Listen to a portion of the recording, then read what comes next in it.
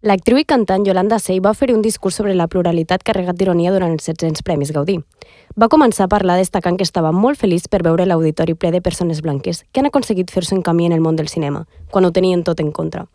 Va apuntar la dada d'un estudi realitzat per Dones Visuals, en el qual es conclou que hi ha un 7,88% de personatges no blancs en les candidatures dels Gaudí.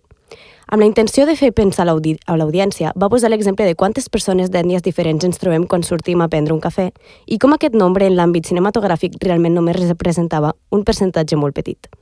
Ja quasi per concloure amb el discurs, Sey va incentivar a veure històries diferents i per això cal trobar la manera de fer que hi hagin persones diferents escrivint-les.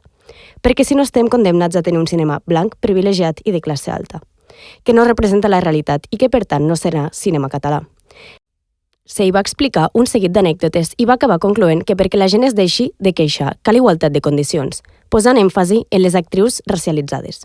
Obertament, l'actriu va finalitzar el discurs amb un comentari que va fer riure als assistents.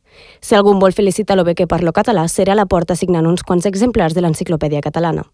Arran de l'acte, les xarxes socials han anat aplegant diversos comentaris sobre el seu discurs i ella mateixa s'ha pronunciat agraint la bona rebuda del missatge.